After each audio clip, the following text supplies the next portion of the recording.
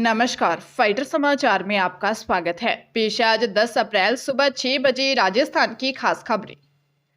चैत्र नवरात्र की शुरुआत मंगलवार को हो गई। पहले दिन देवी के शैलपुत्री स्वरूप की आराधना की गई। देश भर के मंदिरों में सुबह आरती से शुरुआत हुई। देर तक मंदिरों में दर्शन के लिए श्रद्धालुओं के पहुंचने का क्रम जारी था। दुर्गा और वैष्णो दरबार मंदिर सहित प्रमुख देव मंदिरों में सुबह से श्रद्धालु पहुंचने लगे। मंदिरों की शानदार सजावट की गई है। विभिन्न मंदिर परिसरों में लाइटिंग करने के साथ श्रद्धालुओं के प्रवेश और बाहर निकलने के लिए दो अलग अलग रास्ते बनाए गए हैं। देवी को चुनरियां, गुलाब के फूलों की माला, नारियल, फल, प्रसाद आदि अर्पित किए जा रहे हैं। अब 9 दिन तक मंदिरों में बड़ी संख्या में भक्त पहुंचेंगे। राजस्थान में लोकसभा चुनाव से पहले अब जब्ती के सारे रिकॉर्ड टूट गए हैं। पिछले लोकसभा चुनाव से इस लोकसभा चुनाव की तुलना की जाए तो साल 2019 की तुलना में साल 2024 में होने वाले लोकसभा चुनाव में राजस्थान पुलिस और अन्य सरकारी एजेंसियों ने 1100% से अधिक की जब्ती कर ली है। आचार संहिता के बाद से एजेंसियों ने 586 करोड़ रुपए तक के माल को जब्त किया है। मुख्य निर्वाचन अधिकारी प्रवीण गुप्ता ने बताया कि चुनाव के दौरान पुलिस के साथ ही अलग अलग एनफोर्समेंट एजेंसियों को काम सौंपा जाता है। ये एजेंसियां नियमों के बाहर आने वाले तमाम सामान को जब्त कर लेती हैं। अब तक लगभग 30 करोड़ रुपए अवैध नगद राशि, 58.75 करोड़ रुपए मूल्य की नशीली दवाएं, लगभग 31.85 करोड़ रुपए कीमत की अवैध शराब और 33.17 करोड़ रुपए मूल्य की सोना चांदी आदि कीमती धातुओं की जब्ती की गई है। प्रॉपर्टी के नाम पर लोगों से करोड़ों रुपए की धोखाधड़ी करने के मामले में फरार चल रहे नेचर हाइट्स इंफ्रा लिमिटेड के एमडी नीरज अरोड़ा को फरीदकोट और फाजिल्का पुलिस ने संयुक्त अभियान के तहत गिरफ्तार कर लिया है। डीजीपी पंजाब गौरव यादव ने ये पूरी कार्रवाई फाजिल्का व फरीदकोट पुलिस ने जॉइंट ऑपरेशन में की। आरोपी को उत्तराखंड के पौड़ी से गिरफ्तार किया गया है। डीजीपी यादव ने बताया कि आरोपी नीरज अरोड़ा बीते 9 सालों से फरार था। लोगों को पैसे या प्लॉट देने का वादा कर आरोपी ने धोखाधड़ी को अंजाम दिया। आरोपी के खिलाफ पंजाब हरियाणा के 21 जिलों में 108 एफआईआर दर्ज है। आरोपी के कब्जे से एक luxury BMW car, mobile phone और फर्जी दस्तावेज बरामद किए गए हैं। 2013 से 2016 के बीच कई लोगों से धोखाधड़ी के मामले में नीरज अरोड़ा, गौरव छाबड़ा और मोनिका तुली नामजद थे। पुलिस ने आरोपी मोनिका तुली को भी चंडीगढ़ से गिरफ्तार कर लिया है। अंतर्राष्ट्रीय बाजार में चल रही मंदी का असर सोने और चांदी की कीमत पर नजर आने लगा है, जिसकी वजह से मंगलवार को नवरात्रि के पहले दिन सोने की कीमत में रिकॉर्ड तेजी आई है। इसके बाद 24 कैरेट 10 ग्राम सोने की कीमत इतिहास में पहली बार 73,000 रुपये को पार कर गई, जबकि चांदी प्रति किलो की कीमत 84,000 रुपये पर पहुंच गई है। राजस्थान के सराफा व्यापारियों के अनुसार अगले कुछ दिनों में स्टैंडर्ड सोने की कीमत 75,000 रुपये तो वही चांदी प्रति किलो की कीमत 90,000 रुपये को पार कर सकती है। जयपुर सराफा कमेटी की ओर से जारी भाव के अनुसार जयपुर में 10 ग्राम 24 कैरेट सोने की कीमत 73,400 रुपये पर आ गई है, जबकि 22 कैरेट प्रति 10 ग्राम सोने की कीमत 68,600 रुपये पहुंच गई है। वहीं चांदी रिफाइन की कीमत बढ़कर 84,000 रुपये प्रति किलो पर पहुंच गई है। राजस्थान में पेपर लीक के सहारे नौकरी पाने के बाद एसओजी की गिरफ्त में आए थानेदारों के खिलाफ अब विभागीय कार्रवाई होगी, जिसके बाद सभी की बर्खास्तगी भी संभव है। यह निर्णय डीजीपी यूआर साहू की अध्यक्षता में हुई बैठक में किया गया। कार्रवाई को लेकर कानूनी राय भी ली जाएगी। बैठक में कई अधिकारी मौजूद थे। उप निरीक्षक भर्ती परीक्षा वर्ष 2021 में 13, 14 व 15 सितंबर को हुई थी। इसी मामले में एसओजी ट्रेनिंग ले रहे 32 थानेदारों को गिरफ्तार कर चुकी है। इससे पहले बीकानेर पुलिस ने 13 सितंबर 2021 को ही एक स्कूल संचालक व अन्य आरोपियों को गिरफ्तार कर लीक पेपर बरामद किया था। वर्ष 2021 की एसआई भर्ती परीक्षा से नौकरी पाने वाले सभी थानेदारों की आरपीए ने फाउंडेशन कोर्स पूरा होने के साथ ही परीक्षा ली थी। थानेदारों की गिरफ्तारी के साथ इस परीक्षा का परिणाम भी अटक गया। विशेषज्ञों के मुताबिक इस परीक्षा में फेल होने वाले भी नौकरी से हाथ धो सकते हैं।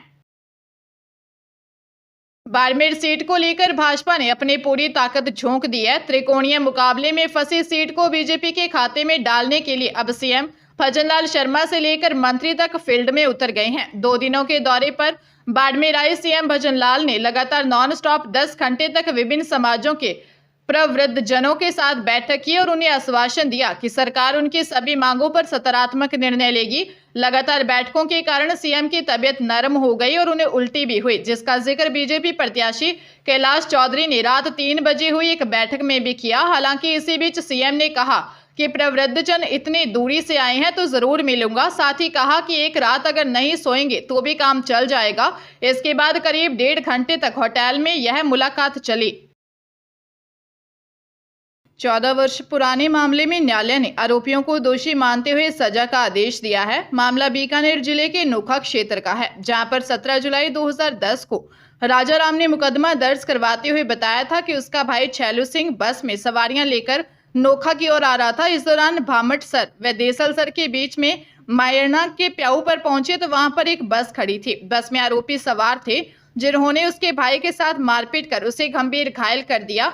उसे पीबीएम ले गए, जहां इलाज के दौरान उसकी मौत हो गई। न्यायालय अपर सेशन नोखा के न्यायाधीश मुकेश कुमार ने जयसिंह देसर, मगरा निवासी गोपाल, कैलाश बनवारी व जगदीश व रासीसर निवासी रामनिवास को दोषी माना और आजीवन कारावास की सजा सुनाई है। प्रत्येक आरोपी को 10,000 रुपये अर्थदंड भी देना होगा। पाली पुलिस ने बड़ी कार्रवाई करते हुए बिना बिल का 2 किलो सोना जब्त करने की कार्रवाई की है। जब्त सोने की बाजार कीमत करीब 1 करोड़ 42 लाख रुपए बताई जा रही है। मामले में पुलिस ने 2 आरोपियों 42 वर्षीय जुल्फिकार सत्तार और 42 वर्षीय मोहम्मद आबिद निवासी जोधपुर को गिरफ्तार किया है और उनके कब्जे से सोना और कार भी जब्त की। सदर थाना एसएचओ अनिल कुमार ने बताया कि मुखबिर से सूचना मिलने पर सदर थाना पुलिस और डीएसटी टीम ने पनिहारी चौराहे के पास नाकाबंदी की। इस दौरान जोधपुर की तरफ जा रही क्रेटा कार को रोककर तलाशी ली तो उसमें गियर के पास बनाए गए गुप्त बॉक्स में सोने के बिस्किट मिले, जिसका वजन 2 किलो निकाला। बिल नहीं होने पर पुलिस ने सोने के बिस्किट और कार जब्त की। जब्त सोने की बाजार कीमत करीब 1 करोड़ 42 लाख रुपए बताई जा रही है। उत्तराखंड में श्री नानक मत्ता साहिब गुरुद्वारा डेरा कार सेवा के प्रमुख बाबा तरसेम सिंह की हत्या का मुख्य आरोपी एनकाउंटर में मारा गया। 28 मार्च को बाबा तरसेम सिंह की गोली मारकर हत्या करने वाले अमरजीत सिंह उर्फ बिट्टू को उत्तराखंड एसटीएफ और हरिद्वार पुलिस ने थाना भगवानपुर क्षेत्र में मुठभेड़ में मार गिराया। अमरजीत सिंह के खिलाफ 16 से ज्यादा मुकदमे दर्ज हैं। वहीं हत्या आरोपी का दूसरा साथी फरार है। तलाश में एसटीएफ और पुलिस जुटी हुई है। डीजीपी उत्तराखंड अभिनव कुमार ने कहा कि उत्तराखंड में ऐसे जघन्य अपराध करने पर पुलिस अपराधियों से सख्ती से निपटेगी। उन्होंने कहा कि बाबा की हत्या को उत्तराखंड पुलिस ने चुनौती के रूप में लिया था। बाबा तरसेम हत्याकांड के बाद से लगातार यह मामला गरमाया हुआ था। बाबा तरसेम सिंह की हत्या के बाद सिख समाज में नाराजगी का मामला देखने सामने आ रहा था। करौली जिले के टोडा भीम में डेरावली और जौल गांव के 2 युवकों की हिस्ट्री शीटर ने साथियों के साथ मिलकर घर में घुसकर गोली मारकर हत्या कर दी। दोनों वारदात को अंजाम देकर बदमाश फरार हो गए। जानकारी के अनुसार दोनों मृतक युवकों के घर की दूरी करीब 1 किलोमीटर है। हिस्ट्री शीटर जगदीश उर्फ छोटे ने जौल निवासी 23 वर्षीय तेजराम मीना को उसके घर में घुसकर गोली मार दी। इसके बाद डोरावली निवासी 32 वर्षीय बलराम मीना उर्फ विजय मीना के घर में घुसकर फायरिंग कर दी। गोली लगने से दोनों की मौत हो गई। दोनों वारदात को अंजाम देने के बाद आरोपी हिस्ट्री शीटर अपने साथियों के साथ फरार हो गया। मामले की गंभीरता को देखते हुए टोडा भीम, नादोती, गुड़ा चंद्र सहित भारी पुलिस का जाब्ता मौके पर तैनात है। पुलिस ने हिस्ट्री शीटर जगदीश उर्फ छोटे व अन्य के खिलाफ रिपोर्ट कर आरोपियों की तलाश में टीमों का गठन किया है। प्रदेश में विधानसभा चुनाव के बाद सरकार बदलते ही कांग्रेस सरकार के राज में शुरू की गई अन्नपूर्णा फूड पैकेट योजना पर पिछले करीब 4 महीने से ब्रेक लग गया है। खाद्य सुरक्षा सूची में शामिल परिवारों को अगस्त 2023 में इस योजना में फूड पैकेट वितरण शुरू हुआ था, जो नवंबर के बाद से अब तक बंद है।